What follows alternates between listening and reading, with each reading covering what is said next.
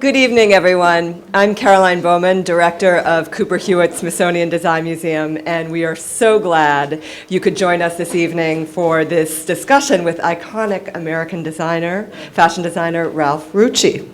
This lecture is part of our Design by Hand series, which is a very exciting collaboration between Cooper Hewitt and Van Cleef Arpels. What it is a biannual program of educational conversations and workshops focusing on craftsmanship, innovation, and the crucial role of the human hand in the world of global design. Each week of immersion programming spotlights a pioneering design organization or person through special programs that reach each of the museum's core audiences, from university students to high school students to adults and families. The program first began in fall 2013 with the bright and bold Finnish brand Marimekko. And then last year we featured Heath Ceramics, who have been hugely influential in contemporary ceramic practice. We're thrilled to be bringing the Design by Hand series back into the museum following our huge renovation with the incredible fashion designer Ralph Rucci, whose garments are an ode to and the grace of the female body. They are all about the miracles that can be achieved by the human hand. Ralph has a wonderful history with Cooper Hewitt. He's been featured in numerous exhibitions here at the museum, including Design Life Now, the National Design Triennial in 2006, and Design USA Contemporary Innovation in 2008. Among his prestigious awards is the Cooper Hewitt National Design Award, which he won obviously for fashion in 2008. And in 2011, Ralph was inducted into the Fashion Group International Walk of Fame, and you can see his plaque on the southeast corner of 39th Street and 7th Avenue, right in the center of the Fashion District. The Design by Hand series will continue through spring of 2017 with an exciting new design partner every single season. Next fall, the focus will be on Pixar. Please check out our website, cooperhewitt.org, for further information. We are incredibly grateful to Van Cleef & Arpels for their support of this unique program and for their continued dedication to design education across. We're absolutely thrilled that this strong support and partnership with Van Cleef & Arpels continues next month with the launch of L'École in the United States. L'École was founded in 2012 in Paris, and it is a very unique school and opportunity established for the general public to learn about the history, culture, and savoir-faire of the jewelry arts. You may have seen the many banners all around this neighborhood, as well as the copious advertisements around the city. We couldn't be more excited to host the American debut here at Cooper Hewitt, and I hope to see many of you back for L'École. And before we start tonight's discussion, I have the great pleasure and honor of introducing my friend and partner, Alain Bernard, CEO of Americas at Van Cleef & Arpels. Alain, over to you. Thank you very much, Caroline. So Caroline shouldn't be here tonight because Caroline gave birth to a beautiful Hugo a few weeks ago, and she's officially on maternity leave. But nothing was more important for her than the Design by Hand series and being with us tonight. So thank you very much to introduce this series. On behalf of Van Cleef & Arpels, I want to say that we are very pleased to continue the very fruitful collaboration and this amazing partnership we have with the Cooper Hewitt National Design Museum. As you said, Caroline, it's not the first time we're here, it's actually the third time. And each time it's a wonderful series of lectures and events at the Cooper Hewitt. The collaboration between the Cooper Hewitt Museum and Van Cleef & Arpels is, and I know you love that, Caroline, when I say that, it's a love story. So like in any love story, the most important is not love itself, but the proof of love. And we have so many proof of love in our collaboration. We have actually a past, a present, and a future. The past is what we have created 4 years ago, which was a patrimonial exhibition called Set in Style, 2011. I'm sure most of you saw it, I hope. It was so far the most popular exhibition organized at the Cooper Hewitt Museum, so we are very proud of it.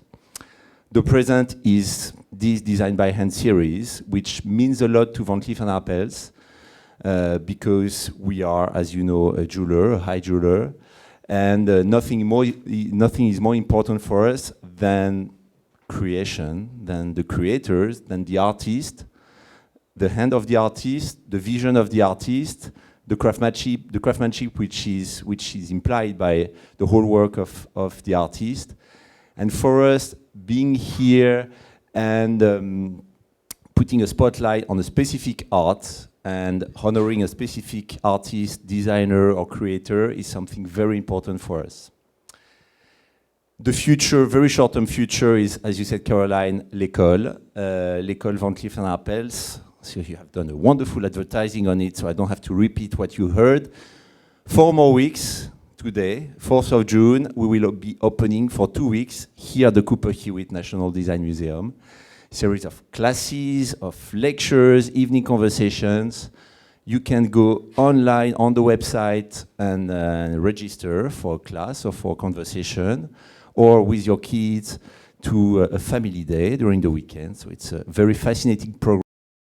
And the whole goal is to reveal some secrets about high jewelry and educate as much as we can on this fascinating world. Mr. Rucci, Caroline has introduced you a little bit.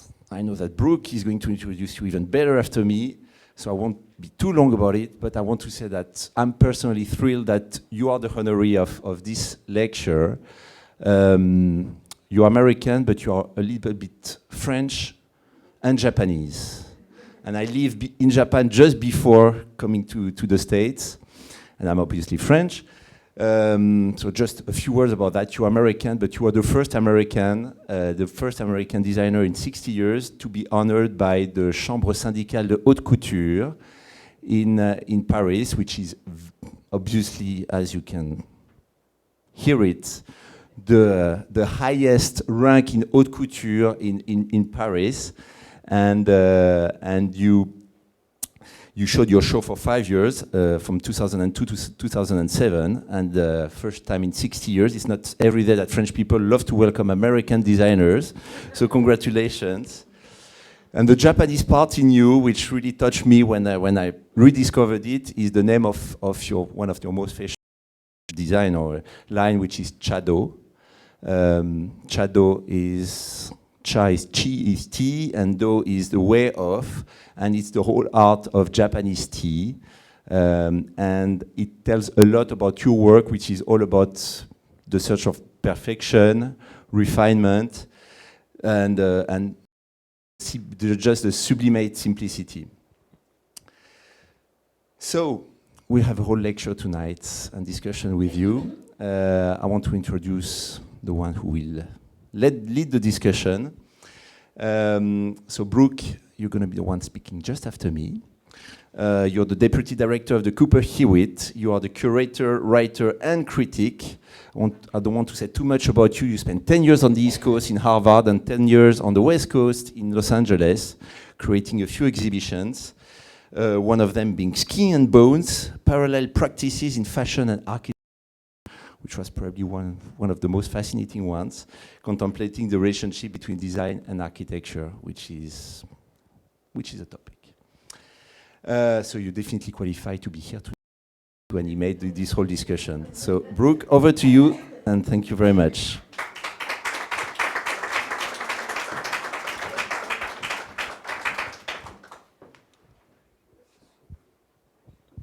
Thank you, Alain, for that nice introduction. I first got to know Ralph when I was working on the Skin and Bones exhibition, and I went to see him in his studio here in New York, and I was immediately entranced by his work, and I had never seen anything like it. And his work played a pivotal role in that exhibition, so thank you for mentioning that. We are absolutely delighted to welcome Ralph Rucci here tonight for the latest installment of Design by Hand. Ralph Rucci draws his inspiration from myriad sources, including Far Eastern asceticism, modern art, and ethno-folklore. He's particularly influenced by artists including Cy Twombly, Francis Bacon, Joseph Beuys, Richard Serra, among others. and as well as fashion designers, including Balenciaga, the original Cristobal Balenciaga, Madame Grey, Coco Chanel, Charles James, Halston, Givenchy, James Galanos, who I know Ralph is particularly fond of, and who is a living treasure here in the US, and as well as by a number of other designers from other fields, including Elsa Peretti, and curators like Diana Vreeland, who is legendary, and Patti Smith, the musician. And you'll see some images, I think, of Patti Smith in tonight's presentation. Ralph's work is known for its exquisite craftsmanship and attention to detail, and he's developed a number of techniques in his garments that are very original and that are generated from very haute couture techniques, including worm stitches, suspension techniques, the vibration technique, the thread of life technique, and I hope that we'll hear more about those tonight from Ralph.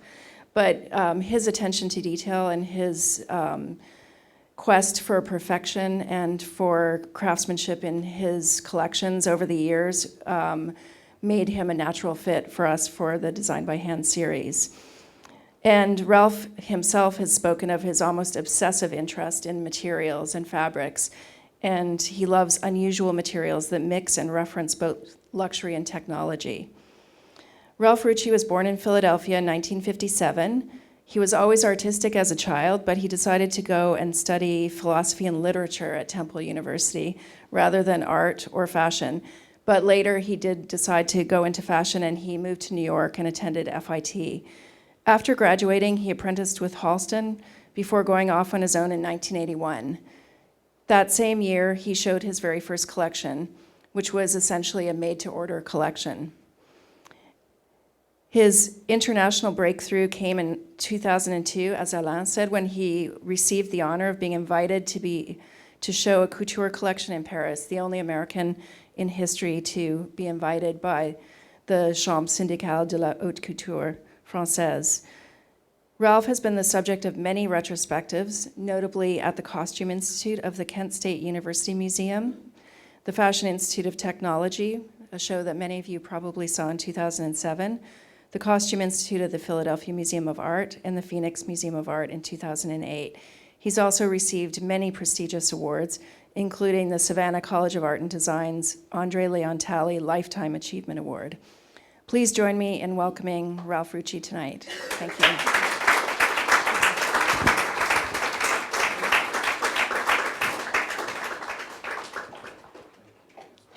Let's put it there.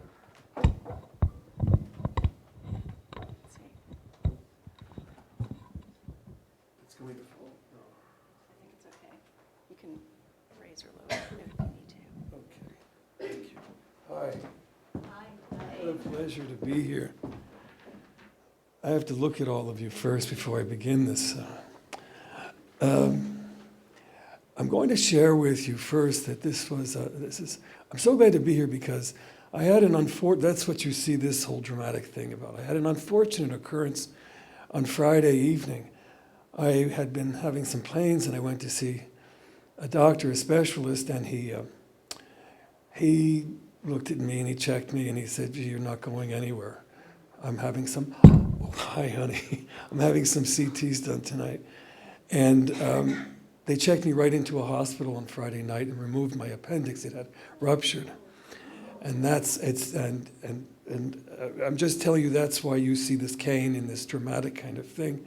But I had to be here tonight and I wanted to talk because this, for me, is also very much of an experiment to do this tonight because, and I don't know if you know me, but you know that if you do, you know that I'm a very emotional man.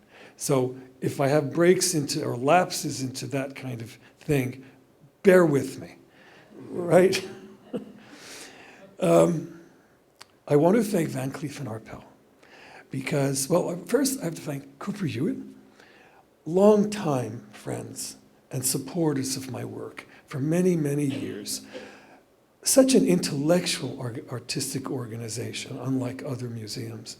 And I've been honored so many years to be part of their family. And they call upon me with the most incredible requests, not just because of garments, but because of what is behind, the intention behind the garment. and how it fits into society.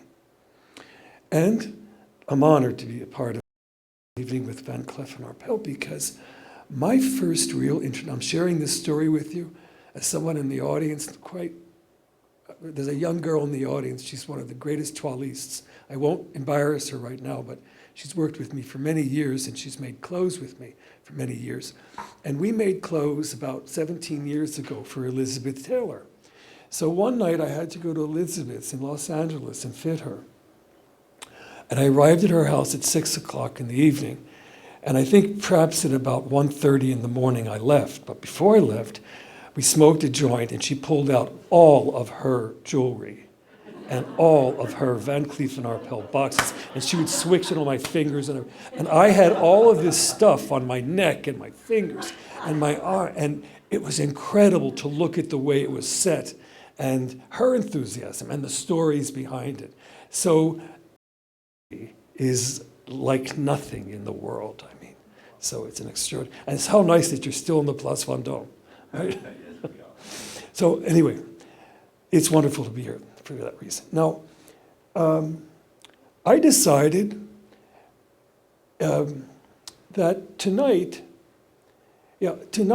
instead of standing here, because this topic by hand, can we not start the slides yet? We're starting, or you want to not start them yet? Go ahead, start. There's so many of them. There are so many images. Instead of giving you a talk about A to Z and how I work on a cut or all of this, what you're going to see behind me are glimpses of my mind. These are conceptual books that have been put together over the past many years. And these are images that I collect when I'm working on a collection and I use as unconscious references in the development of a collection. And I try to, like for something like that, I'm going to refer to, those are Pina Bausch dancers that are screened on Gazar clothes. You're going to many references to the great Pauline de Rothschild. But tonight, I want to show images and then refer to certain images that we pop up that have taken significant importance. Like, can we stop there? Is it possible? Is it possible to go back and stop at anything? Or can I do that here? No? I'm sorry? An arrow. You're really talking to somebody who knows what they're doing. Huh? Yeah, Ralph, will it bother you if we a bit? Of course not. Make it a bit darker up here. Here, oh, perfect. Okay. That. Thanks. Like, by hand. Where did that go? By hand. That is the side of a double-faced black jacket. Section of black. Oh, you don't. Oh. Turn it down? Or doesn't it matter? We're going to get problematic. We'll just go on. You can continue. There you go. All right. This is a shoulder and an arm of a black double-faced crepe jacket. This is a very good example because taking this idea, let me stop here for a second. Taking this idea of by hand, it's not just a matter of making a garment by hand and closing the seams and calling it couture. There has to be, first of all, a relationship between the idea of the client, your intention, and the weightlessness of the garment. That's what signifies that a garment is couture, as if no human hand has ever touched it. That is what the French ateliers have given us since the 20s. And that's what America cannot give us, because A, they don't have the hands, mostly, and B, they don't have the time to support the hands. I, maniacally over 3 decades, blindly said that's what we're doing, and I'm not interested to hear any other way. Now, as I developed over the years certain techniques, I wanted to create weightlessness and at the same time suspend these clothes on the body as if each piece of fabric did not have a direct relationship with each other. They were just floating in space. So this is the flat preparation of a sleeve and a dart going into a shoulder, and you can see the white threads. Those are white basting threads. And all of these hundreds of pieces were double-faced individually. You know what double-faced is? They're double-faced individually. Then they are placed on a tulle foundation, then basted. After they're all applied, the basting thread is taken off, and then the garments can be put together. That's one technique called the suspension technique. Okay? We could continue where you want to with slides, and I'll stop when we might feel like stopping. It can work like that, I think. But the overall feeling I want you to get tonight is that you're looking at conceptions, things that influenced me, that went into the making of the clothes, so that you can take away the idea of what goes into a hand garment. Not just by me, but from other people. And like something like that, this great Comme des Garçons designer and what she has given us as a community in working clothes by hand, in intellectual approach to hand, by working by hand. We can continue.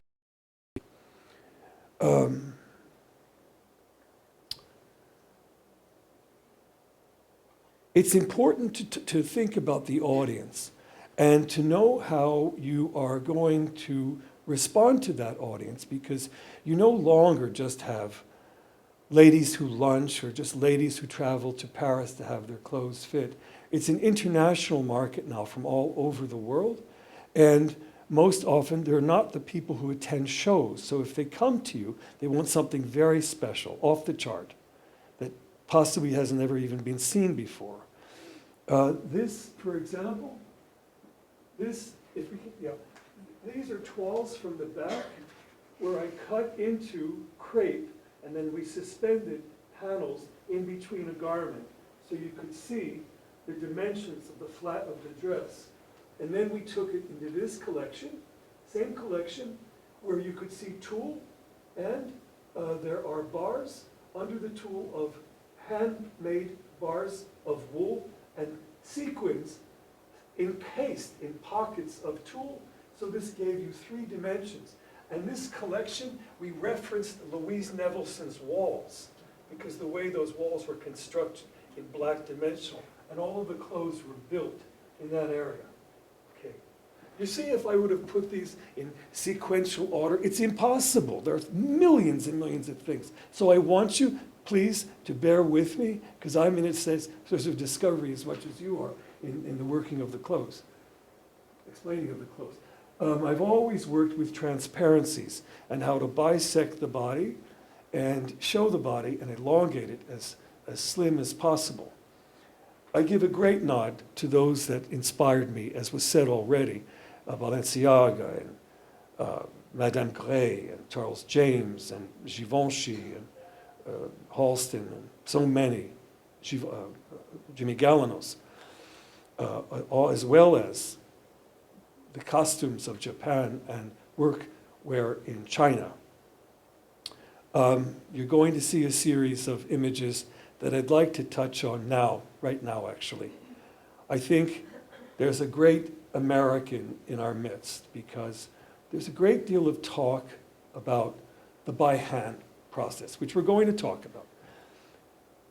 This is not possible en masse anymore. They don't have the people, and you don't have the audience.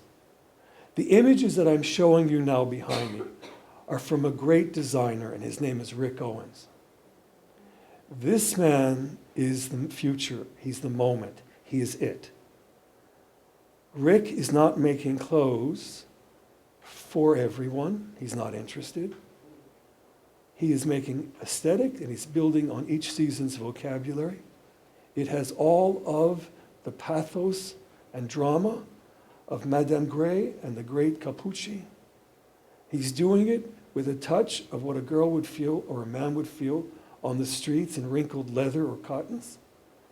The clothes are not made to perfection. The clothes don't fit well, but that's not the point. There is a whole cult. I don't know if you go down to the boutique on Hudson Street, if you could see the furs that his wife Michelle Lamy does, you would be speechless. I am taken with Rick's aesthetic because I take this profession so seriously. And when I see his work, I'm speechless because there is nothing happening outside of Rick in terms of newness. You could look at all of the Parisian collection. Can we stop for 1 second? The images. Thanks. There's nothing. I think Rick is giving you an aesthetic that is not by hand. It is all machine made. They really don't do custom. They're not set up for that. It's all ready to wear in a factory to be stamped out. But it's the future of what the hand could mean because it's such a pure aesthetic of individuality.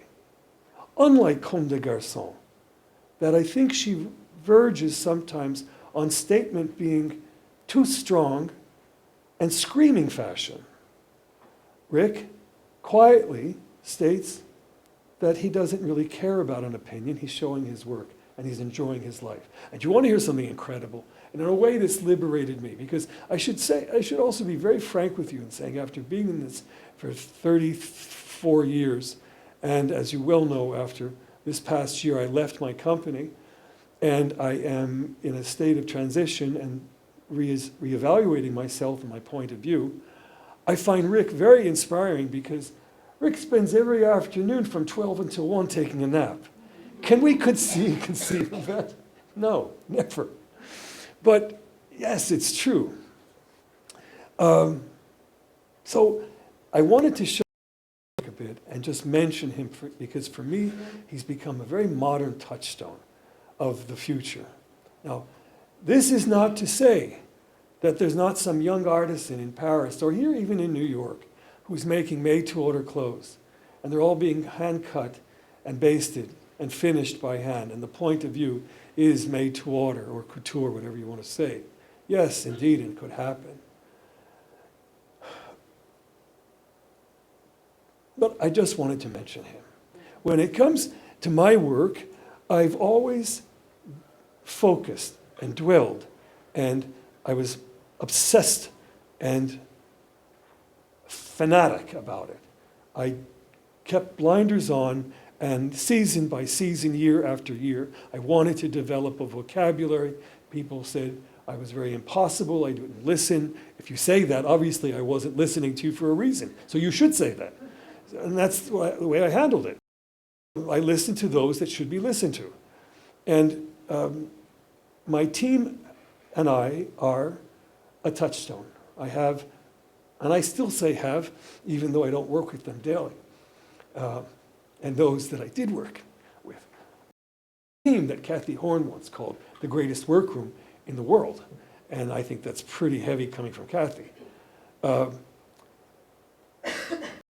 Toilistes and premiers that know their certain field. If they work on toiles for a tailleur or toiles for flue or both, or just or experimental kinds of evening clothes and bias, whatever their expertise might have been, I formed a house over the years. And a house in couture, they speak the same language and you learn each other. And this is how, can we not do slides until I get to that? Because this is important, thanks. We learn from each other, and this is how you make a couture collection. The vocabulary of technique develops in this almost unconscious and conscious practice together. You sit around, I come up with a design. We talk about resolution in the design. I come up with a technique. How can we take this technique further? There's an excitement. This is design. Everyone in it. And the process is extraordinary. And this is how a couture collection is born. a sketch design by design, toile by toile, and at fittings, how they come to life. You know, like for example, when you saw the 2007 exhibit at FIT, remember all of those big infantas that were hanging from the ceiling? Those infantas, for me, were just so exciting.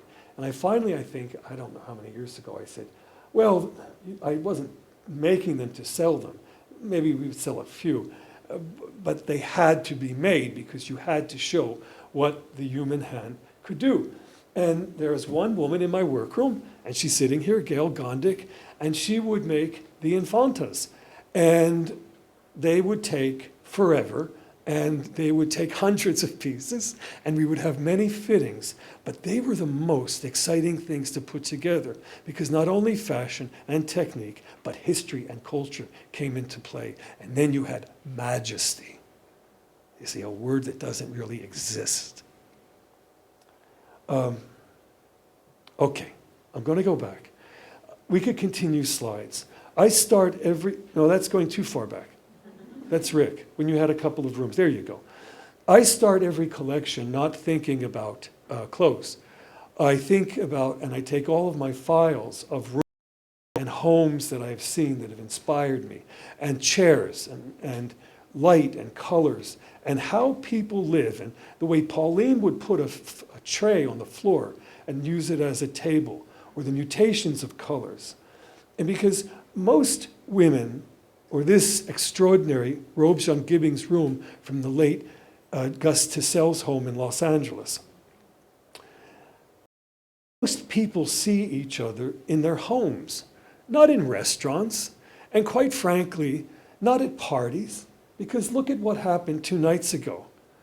A fiasco of poor taste, of borrowed clothes and borrowed jewelry on unfashionable figures not representing taste and style. And I kept on saying, do any of us, Mrs. Vreeland, Chessie Rayner, when the events were incredible. As a kid, I used to go first and stand, when Mrs. Vreeland first started, and stand outside and across from the Metropolitan and watch these incredible women from Paris get out of the car and couture, and there were events that showed taste and fashion. To this moment. Perhaps it'll never go back. So, all right, I went off that tangent and I got it out. So, I was saying that women see each other in each other's homes, and the clothes have to reflect that. And often the homes are filled with beautiful art and furniture and upholstery and craftsmanship and cloth and sculpture, that the clothes have to affect that and balance that in not just so much subtlety, but equality of quality.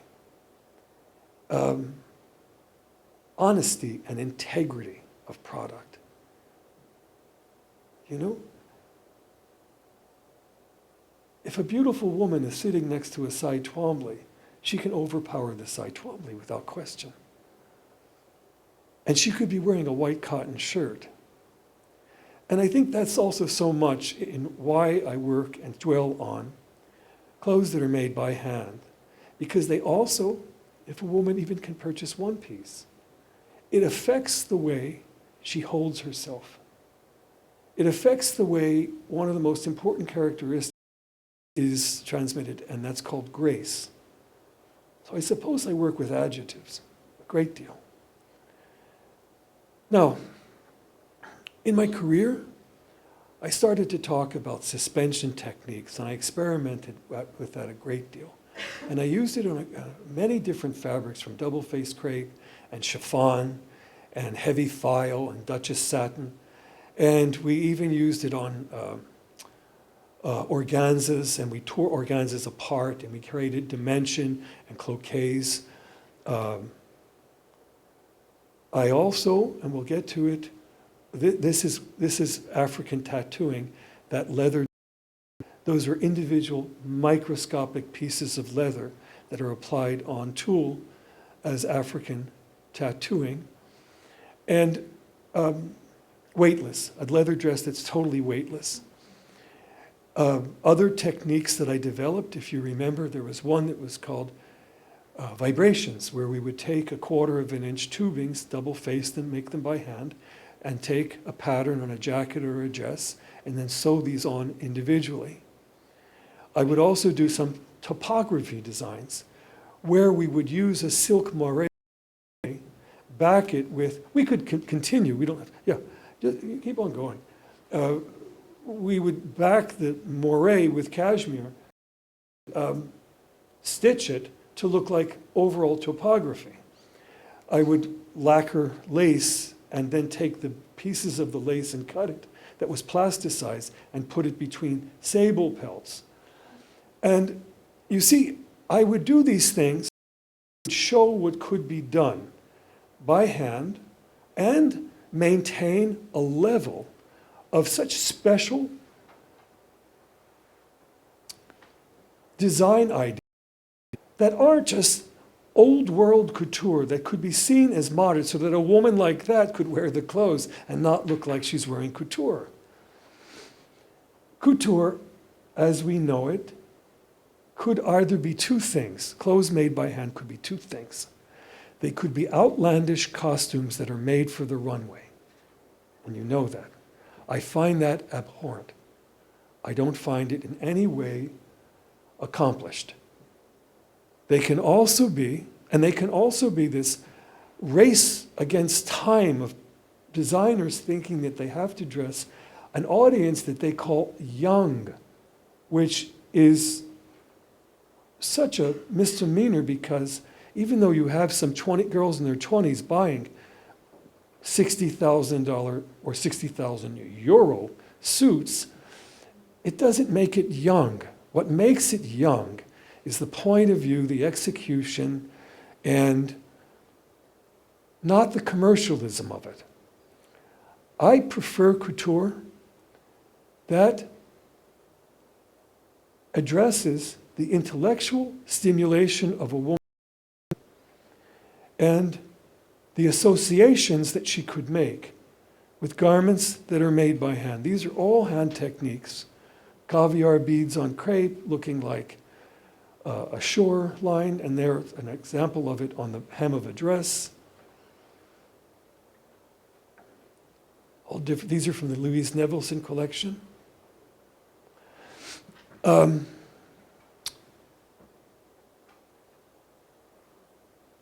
Does anyone have any questions at this time? Because I think it might be nice to, if you want, have some questions, or I could continue back, because we have many slides, because I didn't want to limit it at all. And I don't think we even have.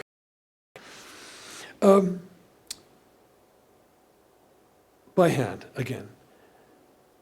Other techniques that we've tried to use over time were taking, and this is very important, taking the precious effect out of the clothes and destroying it, taking chiffon and tearing it up.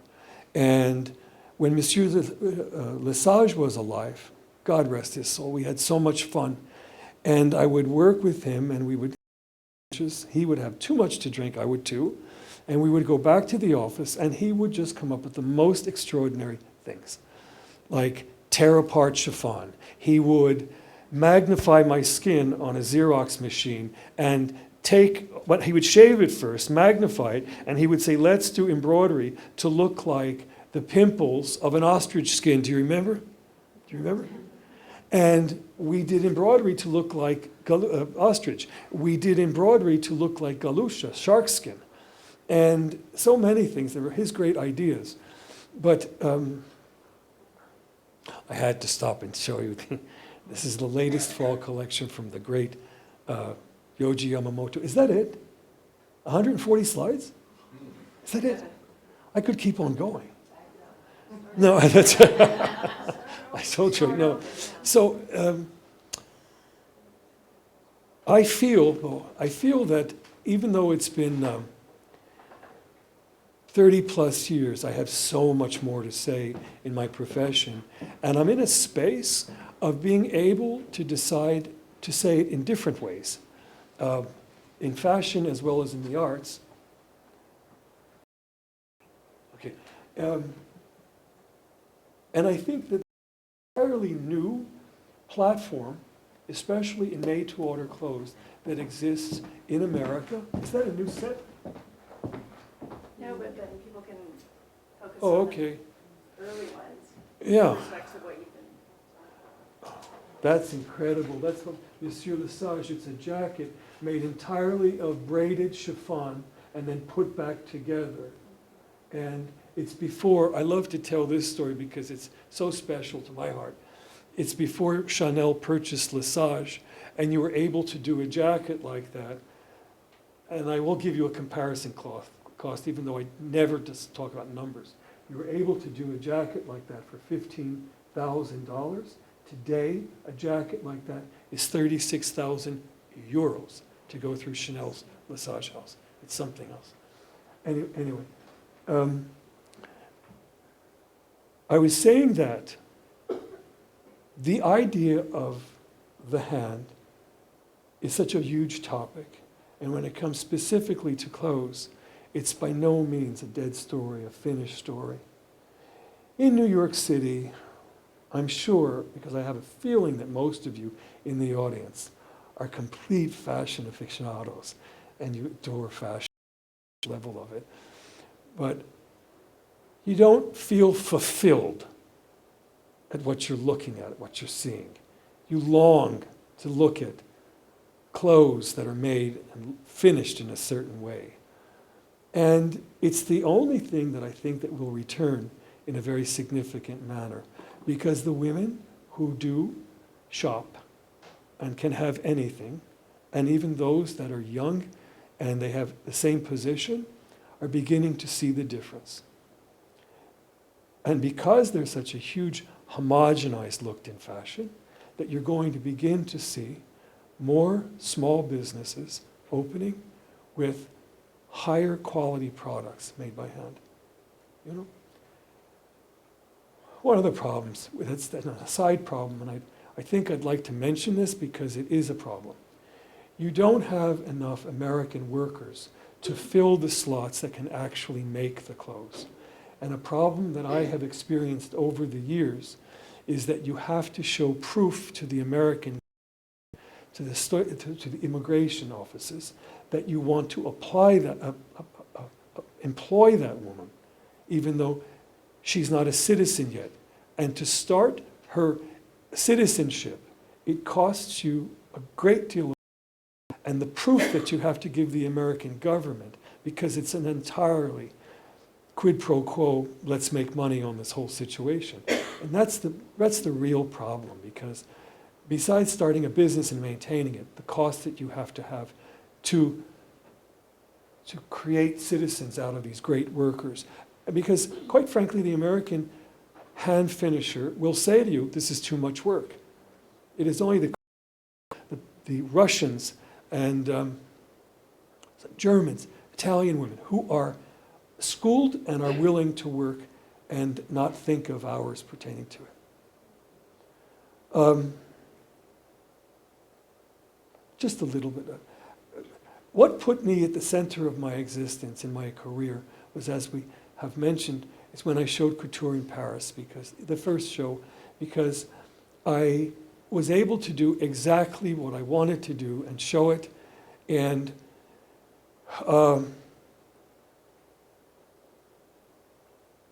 I didn't have to think about one thing. It was just exactly the purity and integrity of how I wanted to do it. And of course, overnight, I was shocked at the reaction in France, shocked that I was embraced the way I was. So my aspirations, that's why I think you called me French, my aspirations have always been to get back to France, because we do have a huge public in Europe, and I think that's where the work is most received en masse, and such, you know. Okay, I would love to talk with you right now. I think I've done enough talking. Please, let's turn off the lights. Did I bore you? Was I scattered? Mark, was I scattered? So Ralph, why don't I kick it off and Are we sitting? start us off with a few questions that Stand I or have. sit? You can sit down. And then we'll open it up to the audience. think these are on, right? So, I have a lot of questions for you, Ask even though away. I've been looking at your work for many years, but you, here, I'll keep you over here. You studied at FIT, but how did you learn all of these extraordinary techniques? Or how did you know how to describe what you wanted to achieve to your team? Okay, two different questions. Can you hear me? Two different questions. When I was at FIT, I had already been through college, and I knew I only wanted to work for one person, and that was Halston, because I thought he was the only designer in America. I have big opinions, as I think you already get. I thought he was the only designer in America doing anything original, and he was. He changed fashion, and he was a genius. So before I got to Halston, I had a complete deadbeat existence, and all I did was make toiles, morning, noon, and night, pull muslin grains and drape on grains so I can do it on the bias. So when I got to Halston, I could just be very quiet and say, of course I know how. And that's what happened. I trained myself. That's the other part of your question. I know how to do everything. I used to love I know how to do everything, and I know how to instruct, and I know what I don't want. And as I keep on referring to Gail, there's a wonderful co-worker in the audience, and there was always a moment in the collection, making of a collection, where everybody was always very into the work, and they would get silent, because I would slide into the workroom, and it was usually after the collection was designed, and I would throw in the last 10 ones, angry and furious, and no one wanted to talk to me. And I would go up to the table, and I would cut or sit down and start some handwork on a garment. And it was such sort of the quarterback coming in and giving the last push. So that's part of your answer. The other thing is that with the techniques, through my research, because the research was like maniacal, I would take little bits and pieces, and I work with a great artist. Her name is Larissa Rizhova. And I would call Larissa in, and here's this young girl from Russia who had absolutely no exposure to Franz Klein, let alone the scribbles of Cy Twombly. And I would say, Larissa, let's take this and braid it, but pull it apart, make it look more Twombly. Let me see what you have later on. Okay. And she would come back with visionary things. And over the years, this is how you develop the vocabulary. Different team members. They then become connected because it's a family, and that's what couture is. You can't open up a couture house today and show a couture collection in 6 months. A couture collection is the life of a team that can talk and breathe together, you know. Are the students today in fashion schools in the US learning any of those techniques that you taught yourself? I was so surprised and honored to hear that many of our techniques are being taught in various schools. Yeah. Because we do one called worms. Oh, I was just going to ask you about The that. worm technique, God, Gail, I don't even remember how that developed. Was for the first couture. No. It was spring 2003 couture. And I was making double-faced clothes. And I didn't want to just double-face the seam. I wanted to double-face each edge, kiss the seam, and then connect the seam with a worm. So you had triple amount of work on the garment. So that also, if you move slightly, you had 1/4 of an inch of skin showing. But we then did it dégradé, graduated. So it went from wider to lower down there to wider. So it was this opening, slits. And we came up with this technique where you take the 2 kissing bits of wool, you pass your needle through the top, right? Then you pull it through, and then you do 11 wraps, exactly 11 wraps to create a quarter, you're laughing, to create a 1/4 of an inch bar, and then you pull your thread back in to lock it. That locks in and establishes the worm. We did this on hundreds of garments, and we even put this into ready-to-wear production. But that's when I had my own factory. Madness. And we would ship it to stores across the country. I heard that they're teaching this in schools. It's amazing that they're doing this. I think one of the suspension suits, the one with cream and the orange fabric, that has 85 separate pieces Oh, or that's- something, that's or simple. more than Oh, that. yes. Because some of the suspension pieces include amazing amounts of individual pieces that are all then put together by hand Oh, to yes. create that effect. You understand that the suspension pieces are all the silhouette of the garment, jacket, dress, gown, are created. Then the art is drawn in. Then each piece is cut out and numbered. Seam allowance is allocated. Then each piece is cut individually. Each piece is then sewn to the lining. Each piece is then put on a template, then all tacked together and suspended. Then it's cut off by basted thread off of the template, and you have this invisible garment made up of pieces just attached, tacked to each other, not just sewn. They're held together inside of the lining, but they're just floating in space. The biggest one we ever did was an Infanta that Gail did. You know it, it's photographed in many times. And it's chocolate brown, Taroni satin duchesse. And it had over, I think, 8 pieces. It took the workroom, probably took the workroom 3 nights to make, I was because gonna ask. I was saying, hurry! But what we did to make it more interesting, I had come back from St. Petersburg, and in the museum I discovered Tula embroidery, that small town in Russia called Tula, metalwork that looked like burnished gray metal with gold specks. Tula, very rare. So I was mad. Everything has to look like Tula metal embroidery. So we sent blocks of fabric out to be embroidered to look like Tula metalwork, and then quickly cut some of the pieces in metal and let them float. But that Infanta, and it's in the archives. It's not in a museum. Yeah. And was that for an individual client, that dress? Gown, I should It say. was for the show, and it was lent for someone. For a show. And the other thing about the suspension technique that is really, it's not just for the effect or sort of for the wow factor of all of these pieces that are floating in this garment, but it also enables the garment to really fit the body. Oh yes, you can mold the body. You know, as we're talking about this, something just hit me.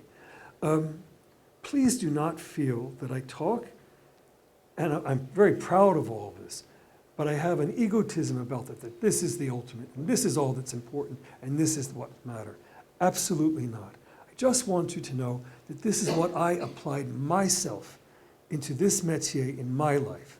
Because also, as Jimmy Galno said to me, you better know your limitations, because I know you can't dress the world. And he's right. And for example, when people said to me, you should do jeans. Why? Levi Strauss is in existence. It's perfection. It's the couture of jeans. So I don't want you to have this impression that sometimes people draw away that I have a certain snobism about. It's not. It's just what I prefer to do. And I think a lot of it was about experimentation on your part too, to see how far you could push those techniques and how far you could push, what you were doing and to make it different. Yeah, that's the key. You start with every collection where you left off, and then you have to push yourself forward. Like for example, I said, I really want to do ski parkas.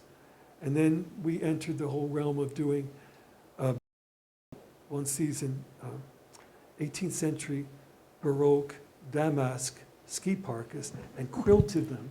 And on the inside used silk organza with cherry red or bright yellow duck feathers. So you saw all of your down inside. They're very beautiful. So maybe I'll ask you one more question. 10. But then we Whoa. also want to open it up to the yes, audience too. So I don't want to ask all the questions that people might have on their minds, because I'm sure you have a lot. I've been in a hospital all week and I couldn't wait to get here.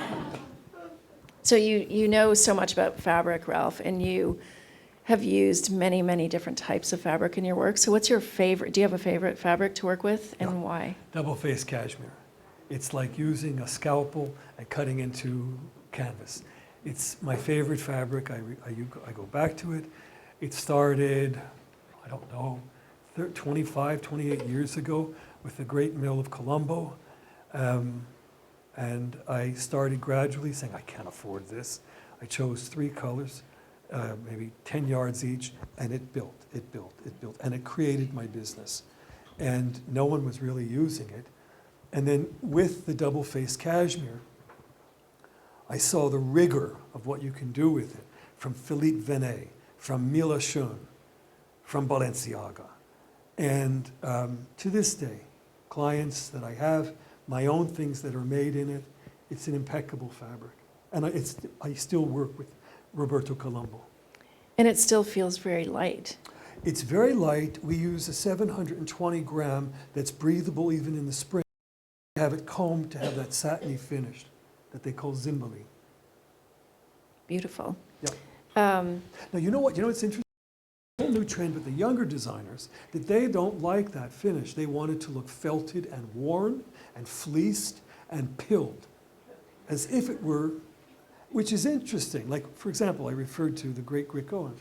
Rick's cashmere coats are $7,000 and $8,000, and it's all fleeced and worn and pilled. But that's the aesthetic.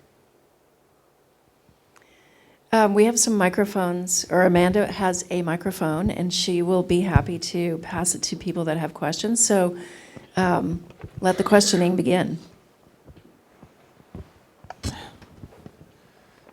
How's it going? My Hello, name's sir. Brennan Manuel. I'm a menswear designer. Thank you for coming out. It was great to see you and hear you talk about your work. Two questions, sorry.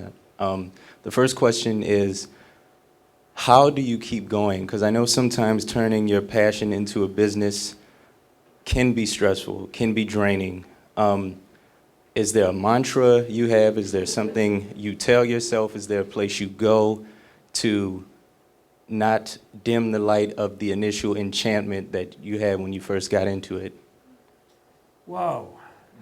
The first question, you had to go and hit the jugular, huh? Great question. You have to have an inhuman fortitude. You have to realize that if you have this enormous passion and blind ambition, you were chosen. You didn't choose anything. You were chosen. And you have a responsibility to live up to that. And if you're already in business struggling, you have a responsibility to those that are around you to do everything that you have to do. Stay calm and maintain where you have to plot the course and make it even more extraordinary than you thought you could.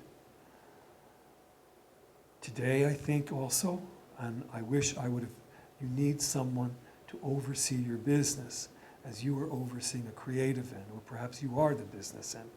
But you can't do everything, and you should understand that you're not doing any less. It's just that the business has changed, and it's not compassionate. It's not simpatico to artists. They're not interested. Stores cannot buy clothes. No, they cannot buy clothes because they also have deals with big names to buy real estate and to put clothes in that real estate. So they have to work with those organizations. So a young person starting out is off to a very different foot. I'm not going to say the big word money because you know that. I would be very, very careful in seeking money because you don't want to take money just for the sake of thinking that that would keep you alive and having a future, because it's not that easy. Be very small and go one step at a time. And you look very young, and just remember, don't be impatient. Yeah. I mean, look, I was impatient, but I awakened one day and then I was 50 years old. And I started when I was very young. And 3 decades have gone by and I still haven't accomplished what I really need to accomplish. So, Well, basta. I'm not that young. I have a law degree as well, so it's kind of, I There you go. took some Run the time. business. And that's it. Second question was, are you open to having someone like myself connect with you on a more personal level, like come to your office, see the clothing in person, talk to you, learn a little bit more about knowing what you know? Honestly, thank you. I receive so many requests like that. Mhm. I don't have the time to meet everyone. I understand. But thank you. I mean, I am on Facebook, which I love, and it's fun. And because of this, there are hundreds of people that ask the same thing. Okay. And and this is the other thing, I don't have all of the answers. I'm not a guru.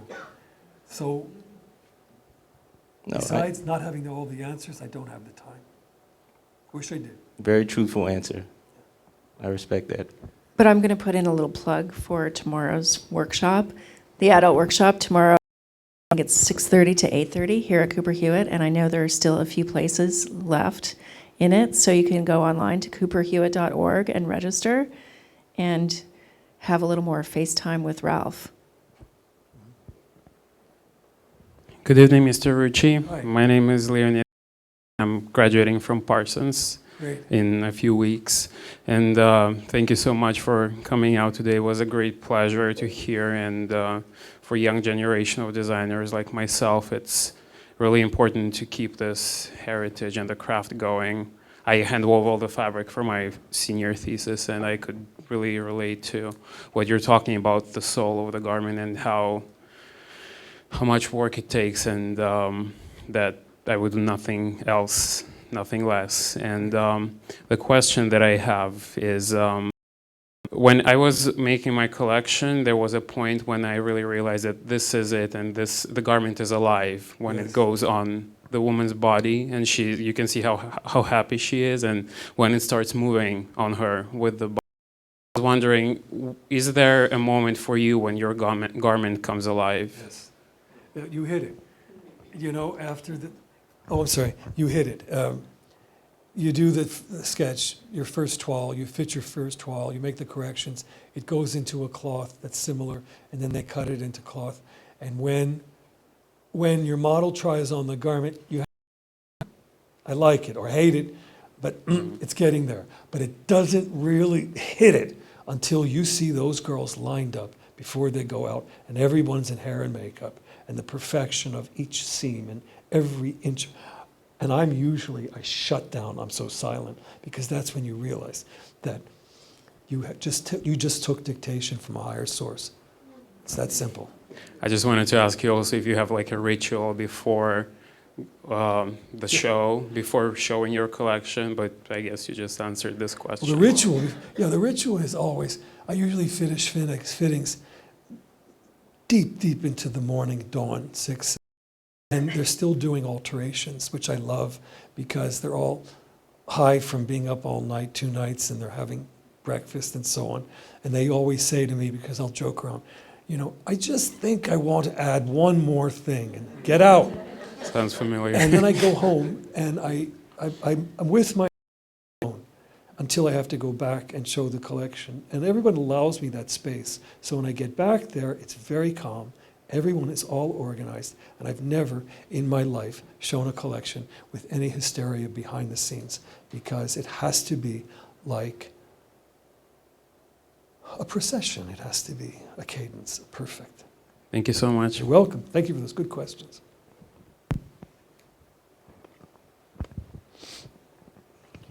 Yes, good evening. Thank Hi. you. I enjoyed your lecture very much. Thank you. I'm curious about who the couture,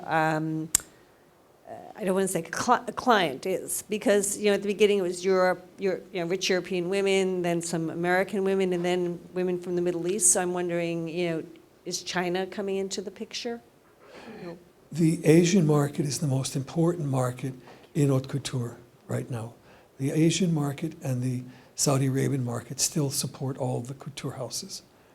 As a matter of fact, Chanel can't even keep their orders filled because of the Asian market. It's amazing, amazing. Other questions?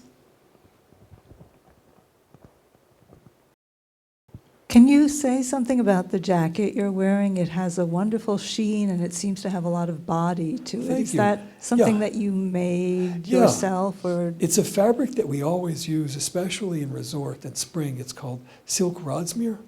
It has a shantung-like effect, but it has no slub, and it has a sheen, and it's made by the mill Taroni. and it's 100% silk? It is, and Because my it girls looks made like it for it's me. got, I don't know, nylon or something holding it up. No nylon. Fabulous.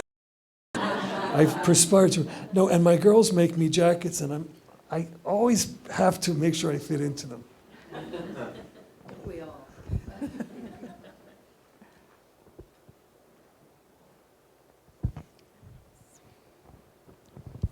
Oh, there's one. Oh no. Hi, Ralph. Hey, Angel.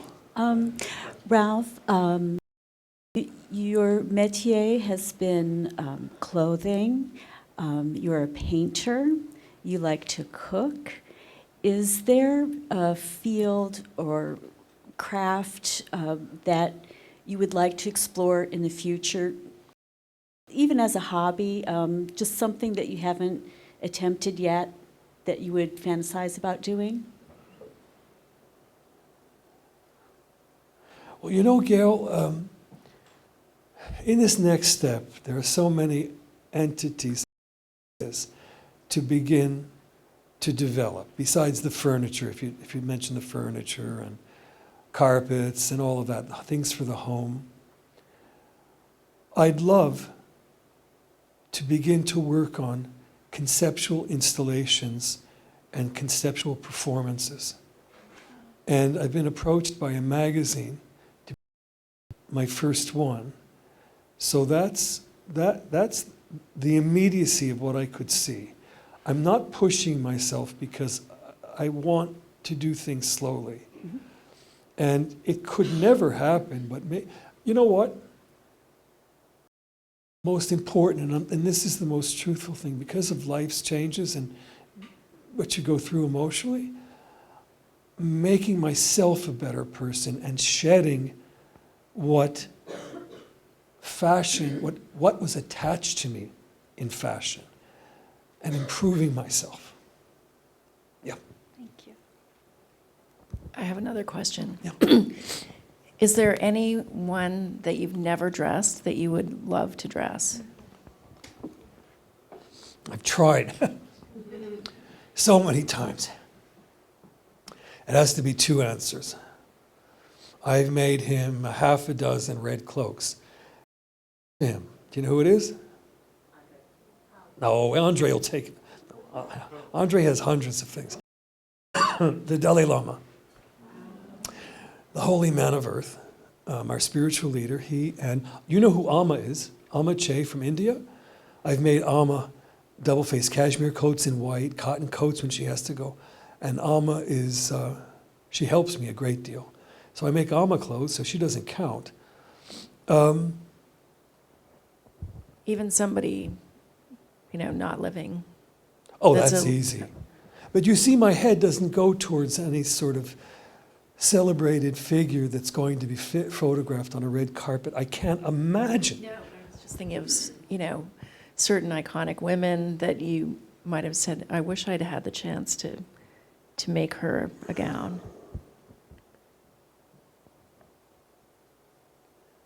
Yeah. Marie de Medici. Great Yeah. answer. Imagine she wore those 14-inch Chopins around Venice. She just did not play. She really knew how to work it. Marie de Medici. And the greatest collections that were made at Gianfranco Ferré, at Dior Couture, were those big ball gowns that he made in l'hommage to Marie de Medici, if you remember them. Yeah, he was an amazing architect. But imagine of putting fashion. Marie de Medici in velvet pantsuits like a man, so she can camouflage within her intrigue. Right? Can you see that? Yeah. And Ralph, you've spoken in the past about your first encounter with the work of Balenciaga. I was wondering Okay. if you could tell us a little bit about your first encounter with the work of Cy Twombly. Oh, well, when I first saw Cy Twombly's work, it was as if Jethro Bodine from the Beverly Hillbillies was completely out of whack. What is this? It made no sense to me.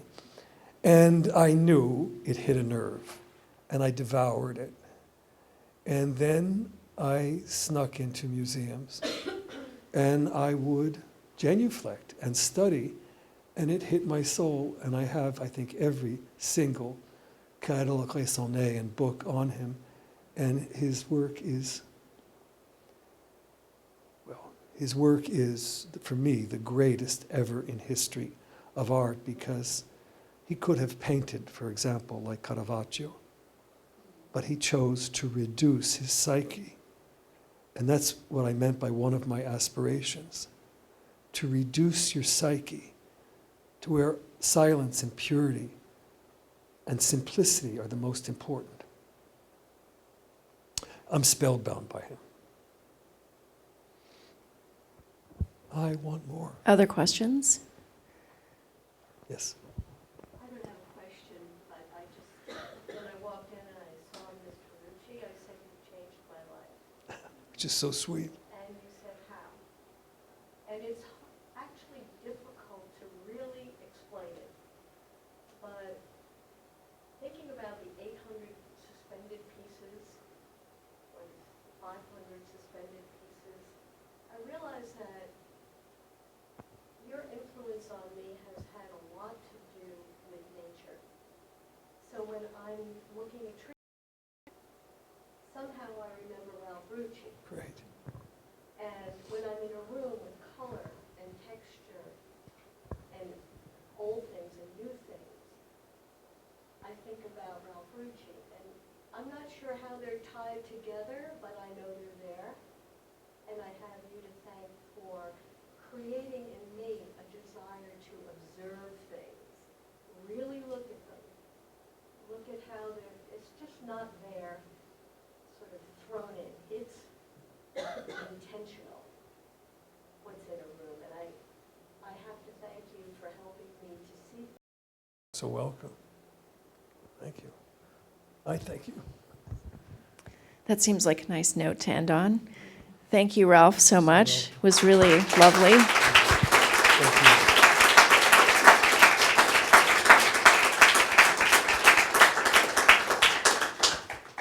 And we'll look forward to seeing more of Ralph around the Cooper Hewitt in the next couple of days for our Design by Hand workshops. Thank you, everybody, for coming tonight.